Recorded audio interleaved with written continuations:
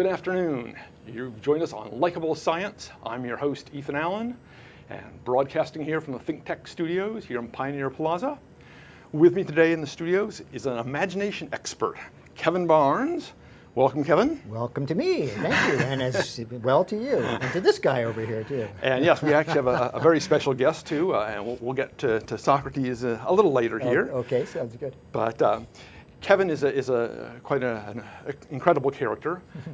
He's an original graduate of the Walt Disney Elementary School in Anaheim, California, and then served as a couple times as cast member at Disneyland. Mm-hmm. He's been producing environmental magic science shows for 25 years. Khevin began his career, I guess, at the Oregon Museum of Science and Industry, OMSI, mm-hmm. And developed an Emmy Award-winning Dr. Wilderness science show. And that sort of has spun off to live shows you've run, what, 3,500 times or something? Oh, now? at least. I lost count at 3,500, but yeah, a lot. Where you combine stage magic, science, all kinds of fun stuff. Natural history, all of it, yeah. Excellent, excellent.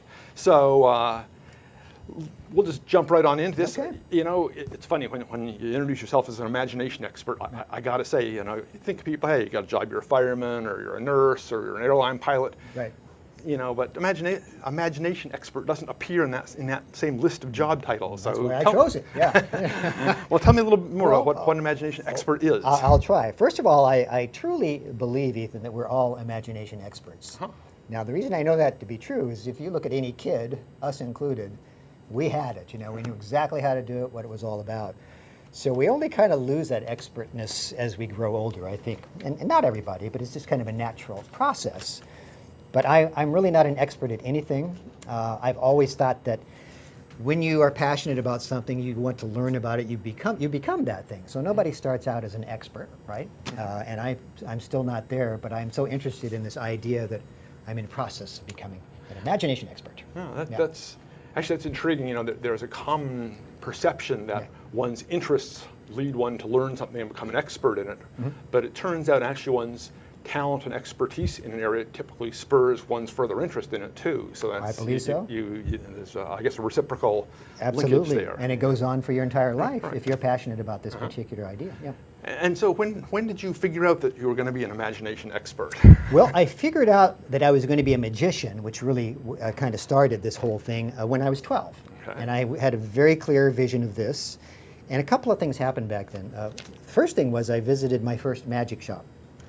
And it was a little place in Riverside, California. My brother came home, my older brother, and told me about this guy named Charlie who was doing magic with these little sponge rabbits.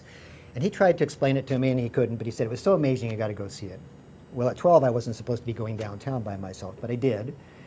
Charlie did this trick in my hand with these rabbits, and magic started for me at that moment. I had no explanation for it. He had a wonderful story. I was totally fascinated, and I knew that's what I wanted to do. And the interesting thing is I still do that trick today, 50 plus years later, and I still feel the same way when I do it for somebody else. It still feels the same to me. So that's what really kicked it off. Excellent. That one moment, yeah. Excellent. But there's no real formal imagination college, as it were. Well, I don't know. I think they're all over. It's called home, you know, where we live and where we work. But no, there isn't. Now, there is a good place to learn magic, which is the Magic Castle in Hollywood, which is a famous club. That I was lucky enough to work at, but I think they have, other than David Copperfield's private collection, the best collection of magic books in the world. Oh. And that was all available to us in California. That must be a magical place then. A very special place, yeah. And just every book you can imagine, and some famous old books that are out of print. Excellent. Yeah. So when you do these shows, what are you trying to generate in your audience? Are you trying to convey a message? Or are you just trying to create feelings, or? Great question. And this is something I had to learn, because as a kid, when I used to do puppet shows, I would have elaborate little sets and stages, and the audience, my parents mainly, weren't reacting the way I expected them to. And the reason was, and I figured it out many years later, is I was experiencing all of this inside, these emotions of the two characters with little toothpick legs, courting and dancing, and I was feeling that, but the audience wasn't. So that really was the key. When I do shows today, I still like to do what I feel happy about doing, but I have to remember there's an audience out there, and if it doesn't work for them, it's not going to work. So a little bit of both. Things I like to do, plus what does an audience want to see? What's fun? You got to certainly work them in somewhere. Yeah, you know? They are the show. Right, really. right, exactly. They go home, it's just me and the bird. Nothing left. It's actually when I practice giving talks, I actually often practice in front of our live parrots, and because I found they make an excellent audience, because when I talk, if they settle down and fluff themselves up and put their little feathers up, I know I'm blowing it. They're just going to sleep. Right. I'm going to put my audience to sleep. But if I can get them where they start flapping their wings and crests go up and they start waving their wings around, then I figure, okay, I'm catching, I'm doing something right here. That's good. Well, that explains the sunflower seeds on your shoulders whenever I run into you. But my wife is one of my best audiences. She really helps me see what an audience would like to see. And when her crest goes up, I know it's going well. I 100% agree with that. My wife is a top-notch best friend critic for all of my stuff. Got to have the help, don't you? Yeah, we can't do it ourselves. Absolutely. We're the performers. Right. We don't know what we're doing sometimes. Yeah. So there's a perception, I think, very broadly that science is not a field that requires imagination. Science is often thought of as very methodical, very step-by-step, very objective, very analytical. Yes. But I don't think that's true myself. Yeah. Some people have commented on it. There was a poet at one point who said, research, though toilsome, is easy. Imagination, though delightful, is difficult, which I thought was That's a nice quote. I like that. You might have some feedback on that. Yeah. But I'd like to explore a little bit this idea, because it seems to me that science without any imagination is sort of drudgery. Dull, yeah. Right. Astronomers just spend a lot of time looking at film. They're not actually looking at these beautiful things orbiting around. I found that out late in life, that's not what astronomers get to do. But it takes a lot of work. Right, but to then, as it were, for an astronomer to imagine sort of the processes that are going on to make these displays, cause this apparent motion. They have to be using their imagination in a sense to figure this stuff out, right? That's it. That's the key, I think. To be able to make the models that then can predict cosmological evolution or whatever it may be they're studying, right? And that's got to be the exciting part. Right. Not looking through a film. Speaking of, tonight we're supposed to have we're going to have a first of its kind meteor shower. Fabulous. This is from the comet that went by in 2009. We're now going to be going through its tail apparently. So this meteor shower is one that humanity has not ever experienced before. Wow. They're saying up to 200 meteorites per hour. Fantastic. That's here in Hawaii. Well, they say in the U.S. Okay. I'm hoping that we're close included, enough. Sort of middle of the night, 2 to 4 a.m. on the East Coast, but maybe we'll get a little earlier here. I'll Google it. That sounds fantastic. I'd love to see that. But you mentioned the quote, and science being kind of dry in a sense. But one of my favorite quotes, of course, is the famous Einstein quote, which is, imagination is more important than knowledge. And he believed it. I believe it. You believe it. Yeah, absolutely. And it's funny. And again, I think there's very much a reciprocal relationship here. That is, imagination is sort of fueling science, but then science in turn fuels imagination. Right? Yes. Yeah. And we can see some of that and we'll get later on into Socrates. Yeah, I'll show you him a little bit. Who's based in some scientific.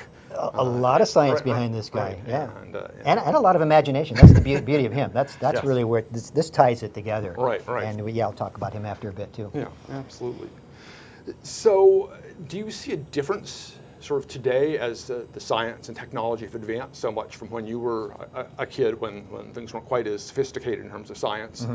Do you think the sort of the science and technology are being more helpful to imagination, or are they inhibiting kids' imagination, or is it just sort of a wash? I think it's a sort of a wash, but some things haven't changed. The things that excite me is just simple natural history. My wife and I were looking out the window this morning, and there was a flock of tiny birds, and they were picking up the individual blades of grass and stripping the tiny seeds like a little typewriter. And that, to me, just says it all. That was happening 50 years ago, and it's happening now. And you don't need a computer to see it. Wonderful tools. I mean, he's the product of some great science, but there's nothing like the real thing. And it's right outside the window all the time. Yeah. So it's changed, of course, and I think the new technology is wonderful. I love it. Yeah, because it certainly opens up some new windows for kids that they can envision things now, or get animations or images of things that they could not before. Yes. The whole nanotechnology world, for instance, seeing things on a scale. Yeah. And yes, the information technology. Every of course, question I ever have is right there. Too many answers, Isn't it? but it's all there. Yeah, isn't and it's very exciting to me. I Yes, love that. absolutely, absolutely. So that's intriguing. And so you see some pluses there, but there are some downsides presumably too, right? Sure. Because We can get lazy. yeah, exactly. Imagination is sort of complacent a little right. bit. Sometimes it's not. I'll give you an example. When I first came out with him, this was like the coolest thing. And I've worked with school children for years and years. And not too many months after he was put into the show, he just became kind of commonplace. And the reason is you could go down to the hardware store and get a $39 toucan that did a lot of these motions, and you'd pull a string and it would repeat after you, and it took the wind out of the sales for this thing. Huh. And that's not the sales of selling something, but just the intensity of the fun of it, So that all changed. So this isn't as fantastic as it was 5 years ago. yeah. No, I mean Yeah. it's true when we first got in the computers. Yeah, and exactly. There were these large, complex, cumbersome machines that Right, did right. relatively little, but they seemed utterly amazing Oh, to they were so us. fantastic. Yeah, I had one of the first ones, the old Radio Shack tape drive. oh yeah, right. Yeah, and it had a little game called Pyramid. Did you ever play that? I don't think I ever played Pyramid. All right. Pyramid was you just type in, where am I? You're standing in a desert looking north. Wow, turn right. It tells you, what you're seeing next. I thought that was as good as it was going to get. It was very cool. Yes, yeah. That's probably worth $1 million today, that program, too. I gave it away. Indeed, indeed. Yeah. So you've done some work with, you work a lot with kids in various sorts, and Yeah. I think we've got some pictures maybe. All right, we can take a look at it if you and, explain them to you. Yeah, maybe our control room can pull up an image or Ah, well, there's me at 12. There was a famous magician called Chung Ling Soo, who was actually an American, but he took this name to be Chinese. And so I was in my red bathrobe, being Chung Ling Soo at that moment. I absconded with my sister's, stuffed rabbit. She never forgave me for that. Pulled it out by the ears. But that's as far as I got in those days. two. Excellent, excellent. Now, I will tell you one other thing. That candle you saw there was a trick I bought called the atomic candle. It cost me $3.50. It's a beautiful trick. It would work today. All right, the great. atomic candle. Walt Disney Elementary School. I have dreams and visions of that place. It really changed my life. And I went back on my 45th birthday and donated a show to the kids. I called the principal and said, I would love to come do a show for you guys. And that was that day. Oh, excellent. It's fabulous. Really a fun time. Excellent. And There's one of my heroes. There's Walt. Right. Yeah, I only met him once in my life. I was 7. wow. He Right. died at age 65. So, Right. yeah. A fun old illusion called the modern art. That is actually my wife. She's still with me, believe it or not. And just splitting a body in part. You got to have Nice. that. Got to have that in the Sure, show. sure. Yeah. Now we used to actually talk about water molecules, and on the back of that there's an H2 and an O, and we're splitting the molecules. So it did serve a purpose. Excellent, Yeah. excellent. That's Socrates and me with a beach ball. It looks like planet Earth. Yeah. Got to work with what you got, right? Okay. And that's the new version. I'm really happy to be here on the islands. Been here about 8 months now. Oh, Yeah. wonderful, wonderful. Yeah. Okay. Let's see. So, what is it though? If I might go into this a little bit, Okay. what is it that sort of takes imagination into that next step? So, yes, we can all sit here and think wonderful things and wild ideas and all, but some ideas, many ideas, most ideas just sit and stay as ideas in somebody's head. Yeah. And relatively few of them actually make it to become a reality. Sure. Such as Socrates here. Yep. Can you talk a little bit about what sort of separates that, what you see as the key factor to make imagination become reality? Well, there's a lot of luck involved too, from what I see in the research I do. As an example, I think the famous story of the invention of Velcro happened to a Swiss fellow walking his dog and noticing the little burrs getting stuck in his socks. And it took him, as I remember, about 10 years to develop the cloth that would duplicate that. Nobody wanted to buy it. It's, what use is this? So it took him 10 years to sell the idea, and he combined velour with crochet, coming up with the word Velcro, and it's a multi-trillion-dollar business today. Right, Yeah. Infinitely useful, used on I think space station. I think I have some on here, holding this wing on right now. Right, But I have some of my shoes, and yes. but there was luck involved in that. But of course, I think it's just perseverance, and if you really believe it, you just go for it, Right, over well, and over and over. Of course, that's what wasn't Thomas Edison who said it was 99% perspiration and 1% inspiration. Right, right. So again, imagination critical, but a very sort of small piece of the whole thing. That's a and good one. The hard work. Yeah, it does take hard work, Yeah, and yeah. it really takes a dream. I mean, getting this guy was my dream since the Tiki Room opened in '66, I think. And you couldn't buy one. They didn't even know how they made them. They were so new. They were all pneumatic. They were run off compressed air, which would be totally impossible for this setting. So it took a lot of years before this was even available to somebody like me, and that wasn't even easy. I had to, twist some arms to have them made. But anyway, so if you don't give up, sooner or later you can get it. And so, how do you sort of train this? How do you get kids to move from this sort of wide-eyed, imaginative state to helping them understand how to make those wild ideas into reality? Boy. As many teachers as there are answers probably, but basically it's just the involvement. Storytelling, you watch little kids and they're basically trying out life situations in a safe environment. They're becoming cowboys or cowgirls or whatever they are, and that allows them to put on different hats, and that's what imagination's all about. So even in the early days, we're kind of getting ideas of who we are and what we want to be. So just more of that, more role playing. As an example, you could have your kids try to solve a problem without using the left brain, maybe get on the right brain side and see if there's a solution there. So it takes a good teacher, I think, but it's available. Yeah, again, sort of imagination on the teacher's part, I think, is probably sort of a critical aspect to help engender that in their students. I think we can all name one or two teachers that changed our lives. I have two that, and I'll just name one, Mr. Chatfield, no longer alive. He turned me on to poetry, to music, and I've been a musician my whole life, to magic. He read me the book Houdini as a child, and he had us put our heads down and listen to Carmen Dragon conducting classical music, and this was in 4th grade. Changed my life forever. And it wasn't even on the curriculum. This is just who he was. Excellent. Yeah. So I will never forget that man. Excellent. Yeah. I think we're going to take a brief break at this point. Okay. But we'll be back here. I've been talking with Khevin Barnes, an imagination expert, and we will explore more aspects of imagination when we return here. All right. Hello, I'm Martin Despang, and I'm the host together with the one and only Ali Amashta, and our show is called Urban Transcendence.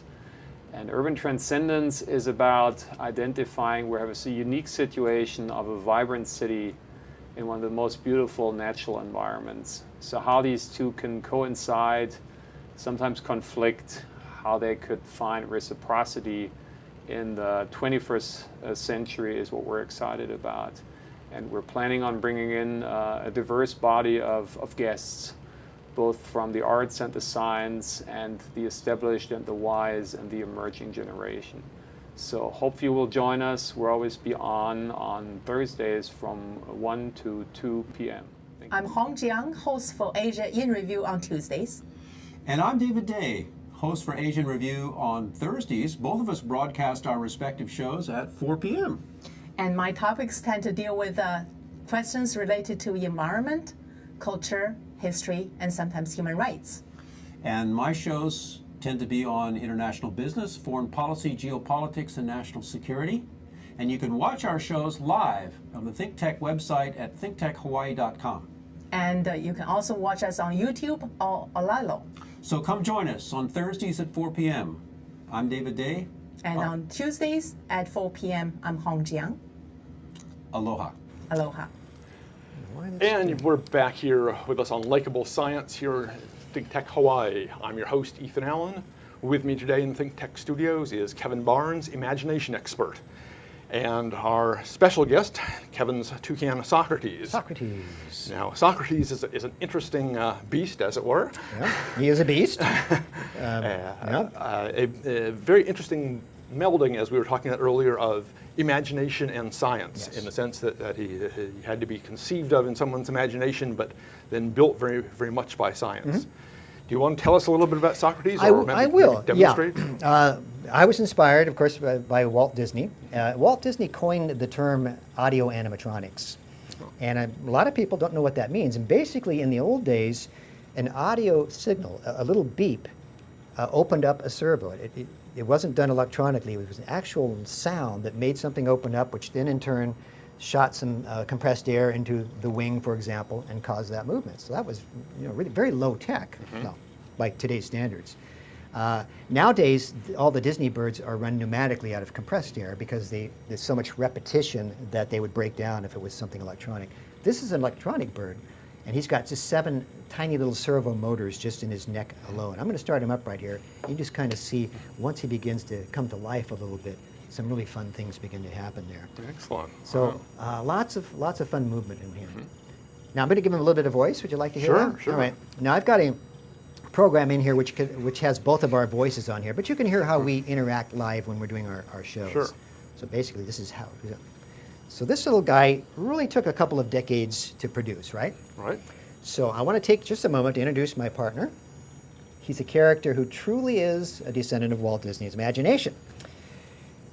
Now, we don't have a way to talk to Walt today, of course, Ethan, but we can catch a glimpse of his creative voice through the world of animatronics like this guy. Robotic figures that were originally designed to basically lift the image of two-dimensional cartoon characters off the page and into this three-dimensional world with personality and movement and conversation. Well, it's about time. I was afraid you'd never introduce me. Hey, now that I'm awake, Yeah. how about a snack? Yeah, right. Cupcakes would be nice. Yeah, cupcakes. He's always hungry. After the program, you get some cupcakes. Ladies and gentlemen, in the studio audience, this is Socrates the Toucan. Thank you, one and all. Yeah. Thank you so much. Yeah. Thank you very, very much. You're welcome. You know, we should probably mention that I have a vocabulary of 10,000 words. My goodness. And since Awesome. the average human uses only 6,000, Yeah. that makes me quite a linguist. Oh, now wait a minute. I think being a linguist is a lot better than being wingless if you're a bird. Oh, ha, ha, ha, ha. Very funny. That was a joke. Hey, Yeah. I thought you were supposed to be the straight guy. Yeah, he's right, Ethan. He tells better jokes than I do. All right. Now, you also speak 17 languages and have multiple dialects, at least the last time I counted. So, speaking of which, where are you from this week, buddy? Well, I'm happy to tell you, boy. I'm from India. Okay, hold on. You're not fooling Ethan. Don't you mean India? Oh, well, India, Indiana, close enough. Oh, boy. Hey, how about some potato chips? Like I said, when we're done talking, I'll feed you. Okay, now we're almost done Okie here. dokie. You seem to be in charge here. Okay, thanks. For once I am. Now, I want to show Ethan what you can do, okay? 3 computers under here work in tandem to give Socrates his voice, his movement. And his delightful personality. Yeah, right, okay. And his amazing programming really allows the two of us to carry on this sort of lifelike conversation, don't you Yes, think? absolutely, Yeah. absolutely. And this is the first bird in the world with this exact capability. Now, I'll give you a quick example. If I ask him a question, he has literally hundreds of possible replies. You want to see it? Sure. All right, demonstrating for Ethan. Oh, Socrates. Si, senor. ¿Dónde está mi chips and salsa? Look. Can you stick with one country for a minute, buddy? I can do that, cowboy.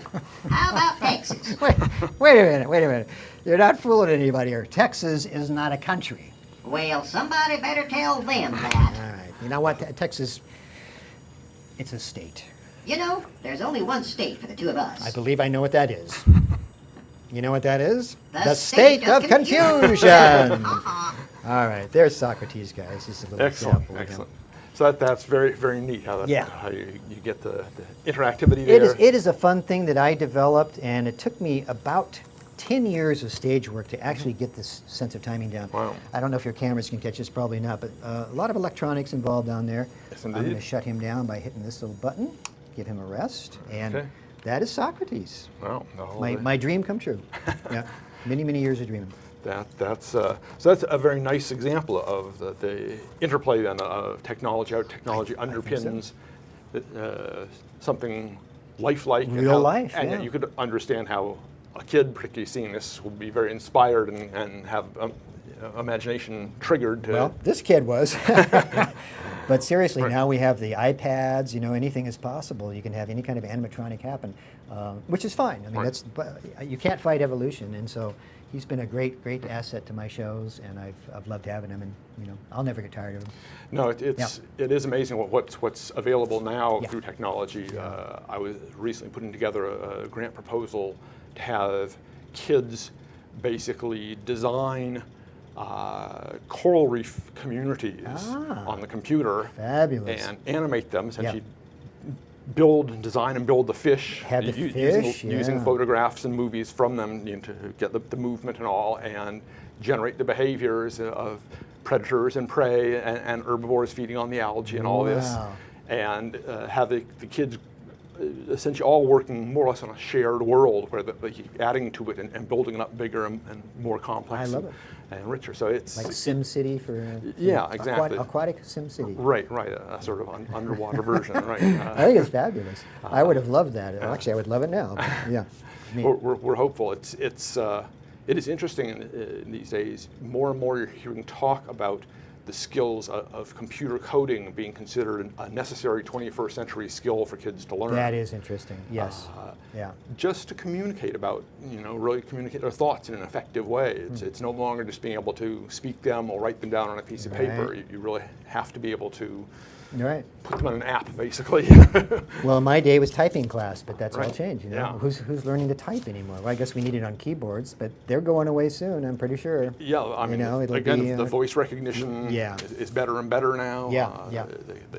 Your Dragon app on your phone can learn to learn your voice, learn your inflections, learn to pretty accurately capture your words and turn them into written text if you want. Very exciting. So it's exciting time to be alive. It is. It's a little bit frightening sometimes. Yeah, it is.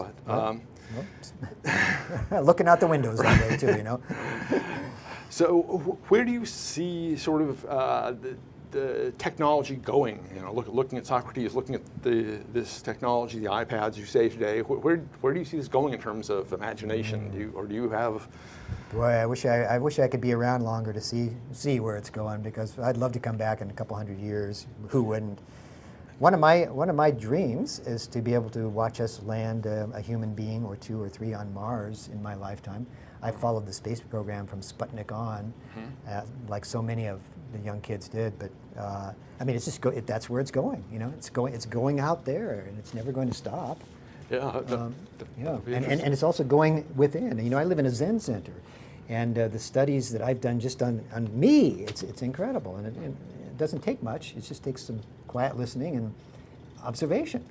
And so we're going up and we're going in and we're expanding. Exactly. The whole nanotechnology running little nano sensors through your body. Amazing in there. The things they can do now, shrinking the electromechanic stuff down to that scale of literally cells and smaller. Hard to imagine. Yeah. One of my dreams, if I still had time with shows, was to do a quantum physics magic show, just because they're so related. Haven't done it yet, but you never know.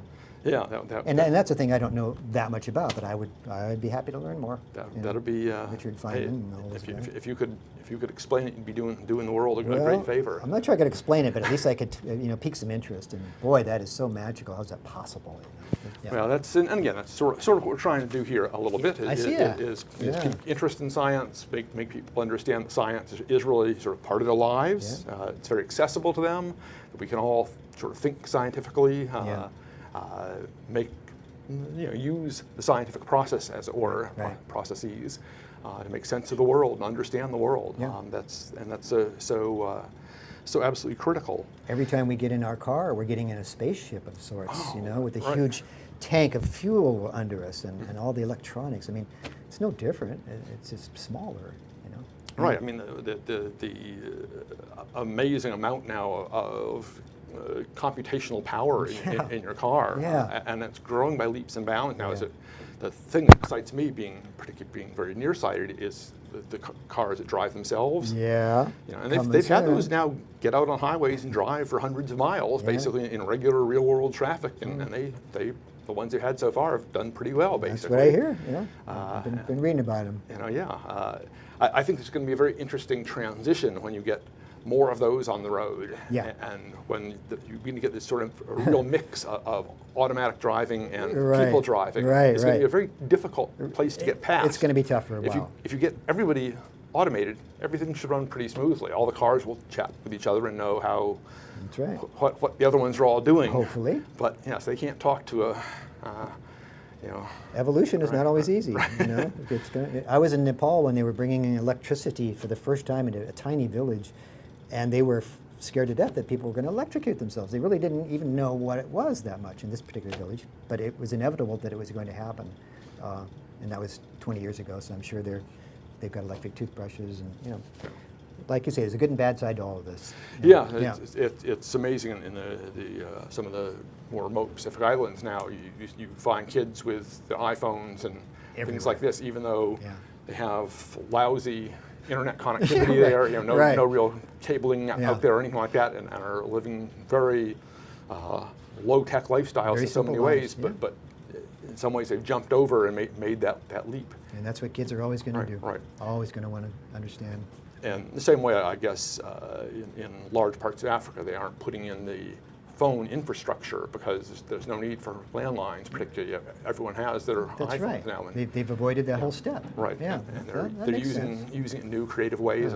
I was just reading today about the wildlife people now, for instance, will track, put a radio transmitter on an elephant in a herd, and then can track where that herd is going, and so they can alert the local villagers if the elephants are moving towards their village, and the villagers can take whatever appropriate steps in terms of getting out there and shooing the elephants away from their crops or whatever. So Yeah. it has all kinds of interesting uses. Google Earth, I use it all the time. Find good hiking paths, you know. That's Yeah. excellent.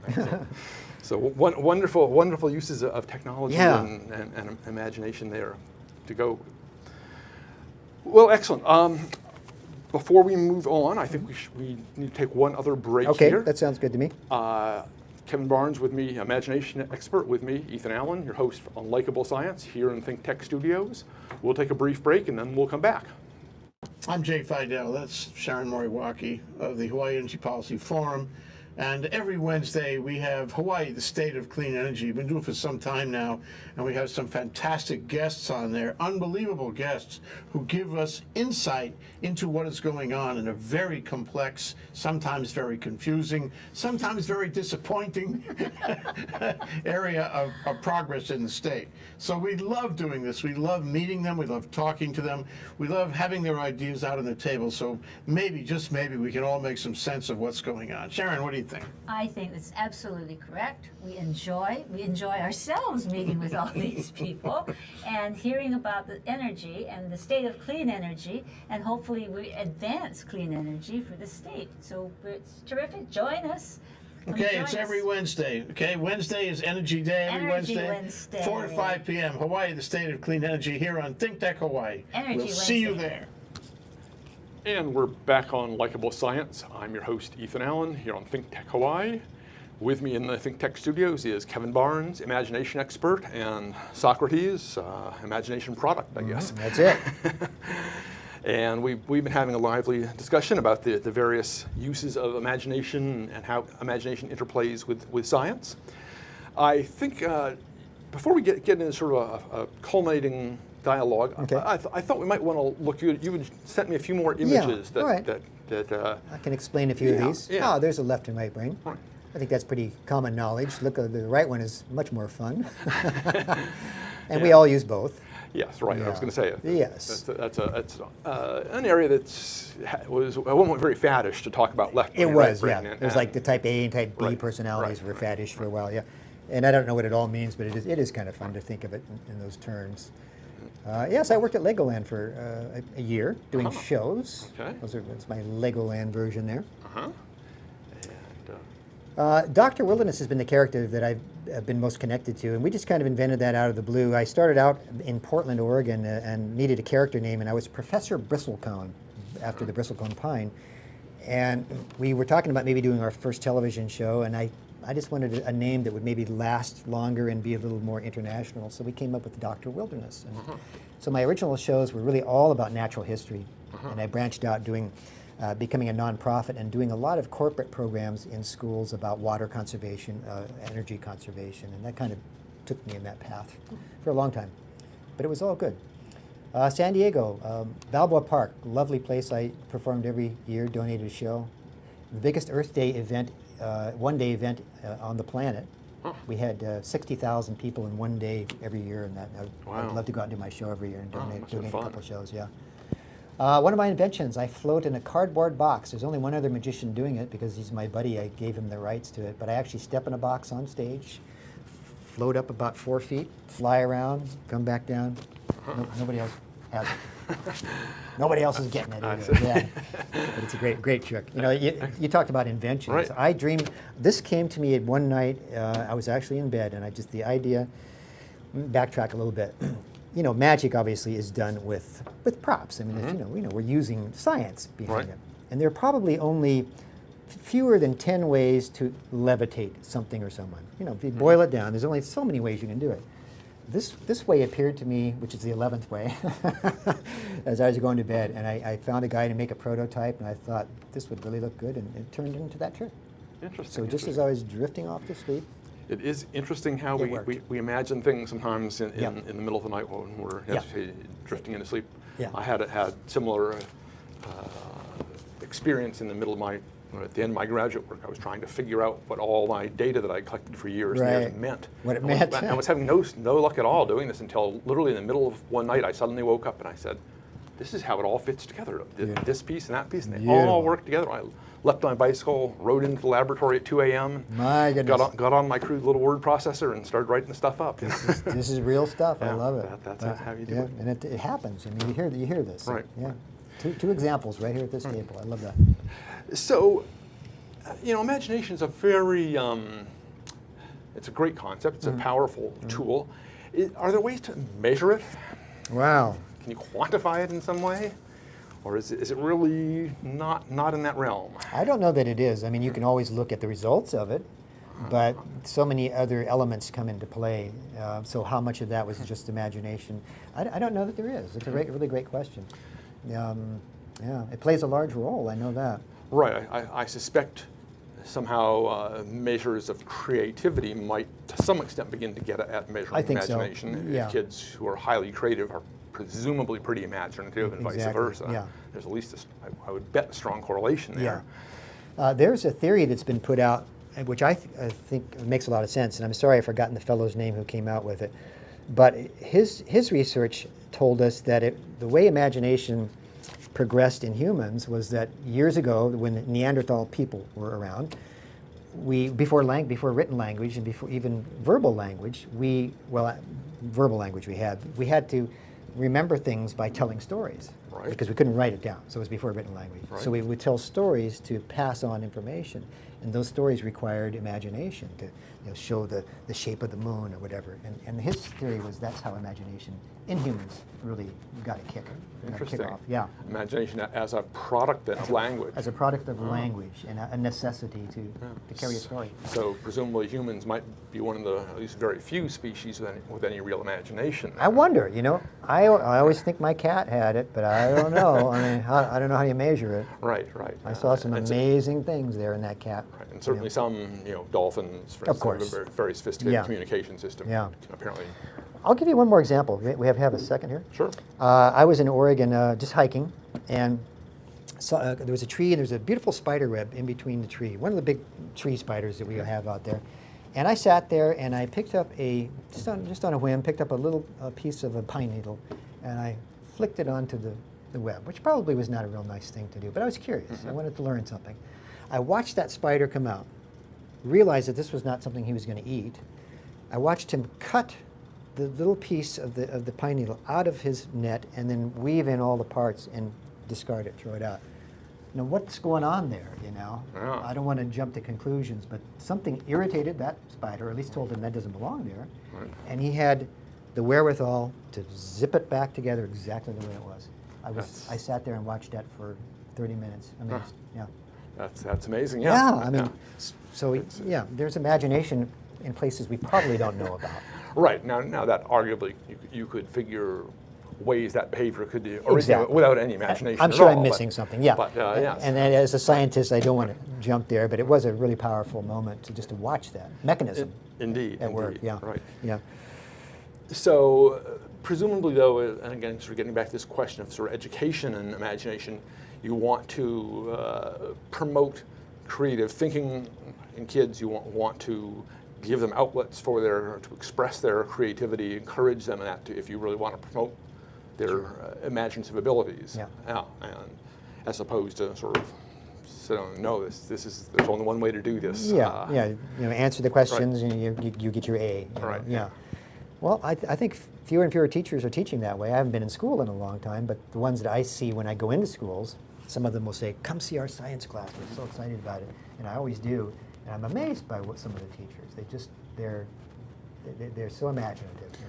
It is wonderful, and it's one of the things I know that the U.S. education system often gets criticized and is said to be less than ideal or less good than other systems. Yeah. And yet many countries greatly admire and seek out the qualities of the graduates of our education system, because the U.S. does teach sort of independent creative thinking much more than other systems, where they do much more very standardized curricular activities and very rigid, more limited kinds of things. So perhaps we're maybe a little more ahead of things than we would like to think. I hope so. Which would be good. Yeah. I would like to go back to school and do it all again with the new technology and the new ways of doing things, but actually I can. There's nothing preventing me from doing that. There we go. Right. It's very, very good to do that as an adult. Certainly, there is increasing evidence, actually, of course, that presenting yourself with new cognitive challenges in your middle-age years actually can give you cognitive advantages in your later years and stop the cognitive declines that we often do see in older people. I love that. Learning a new language is said to be particularly a powerful protective force, basically. Yeah. And yes, so that could be certainly it would be a challenge. You're inspiring me. Now, I didn't mention this to you, but I've been teaching along with my wife something called laughter yoga for a number of years. We were certified by a fellow in India, and really it's just basically laughter for no reason. There's nothing difficult about it, and it's a language. That's what made me just think of that. Laughter is a language of its own, and it works for people who are healthy, people who are sick, people who need to laugh, people who don't need to laugh. And there are 60,000 laughter clubs around the world, and it's helping seniors, the baby boomers who are coming of age now. It's a wonderful thing. We don't tell jokes; we just laugh for 20 minutes. Just to get the physiology going. The physiology going. It lowers the cortisol, and or rather raises that. It lowers that. But and the endorphins are raised. So more and more we're seeing exactly that. What we've often thought is that our mental state determines our physical state, but now we're finding that you can essentially fake your body into doing things like that. And there's some pretty good evidence. Yes, there's wonderful, I don't know if you saw last year, Amy Cuddy did a TED Talk on sort of doing interview skills. Oh, I did see this one. Yes. And sort of doing these power positions. Exactly, the power positions. For sort of taking up space for really even just a minute, 2 minutes at a time before you go into an interview makes a tremendous difference in the impression that you then convey in an interview after that. I believe that. For some minutes. The body's reacting to that, And similarly, if you wanted to be projecting empathy, you actually hold a pencil in your mouth because it forces your whole facial muscles into a sort of an authentic smile. That was a great posture. TED Talk. I remember that one. Yeah. So that's and laughter yoga is similar. Right. Again, it's the same kind of process to sort of push your body to do something that then has the desired effects. Now, the fellow who invented it, they told jokes for a couple of weeks. He thought that's how it would work, and then they ran out of jokes, and he said, that's too cerebral. So we are actually turning off our thinking when we're laughing, for no reason. In the middle of laughter, and that's the whole purpose. Yeah, excellent. Yeah. Anyway, so that's a whole nother element of imagination and fun that's available to anybody. Yeah, and it's free. That's true. You don't need a lot of high-tech stuff to learn how to laugh. A couple of lungs, or even one would work. That's wonderful. And so, Do you see, sort of on a little more serious note here, do you see potential for imagination to really do good in the world? I mean, to really be a force for good? And it seems like if we can, you know, looking to John Lennon, of course, and his song Imagination, how we can sort of think and envision all the good stuff in the world may be the key to getting it moving towards that. I do. We, you know, my wife and I envision that every day with a lot of other people. It's a great practice. It's, you know, why not? You know, why not do that? Why not believe that? Right. Yeah. Keep yourself focused on positive goals and positive belief systems rather than dwelling on the negative and getting. I don't know the science of cause and effect there, but I know that it sure it feels better to live your life that way than not, and that's good enough. Absolutely. But imagination is it's a great wonder. You know, it's one of the wonders of the world. We're still learning a lot about it, I think. Absolutely, it is. And as we learn more and more about sort of the exploration of human consciousness and the current Brain Project, I think we'll continue to learn more about imagination. And I think we'll probably, hopefully, gain a better appreciation for its power and the value of sort of cultivating an imagination. I think so. And why it's important for our health. Because yes, it's there's certainly some medical therapeutic processes that suggest that if you can imagine yourself either fighting off infections or imagine yourself being healthy, you actually can fight off infections or can maintain better health. There's some science. Yeah. So it's, and again, it ties back probably to some of these more ancient practices. Absolutely. Very, very focused. They've been around a long time. Right. And people like you with your show. I mean, this is getting it out there too. It's very exciting for me to see this happen. Well, it's great to see how sort of different parts of life, different paths can sometimes come together and have the same kind of impact, the same kind of message comes through, rediscover something that seemed like it had maybe gotten lost for a bit. Sure. So that's all wonderful. Who would have dreamed that a scientist and a simple magician would get together and have something to talk about? Why not? Exactly. Well, this is 6 months ago, I could not have imagined doing this show. Well, see, there you are. And I wish you much success with it. Well, thank you. It's a fabulous program. I'm thoroughly enjoying it. I can tell. And I certainly enjoy having guests like yourself on here. We're here wrapping up another episode of Likeable Science. My guest today has been Khevin Barnes, imagination expert, and his pal Socrates. Okay. And we will be back, probably not next week, but the week after. And we will further that discussion of how science is helpful in everyone's life and can help make people understand the world in better ways, make more of the world accessible, and be a really appealing, fun part of your lives. Thank you very much. Thank you. Thank you.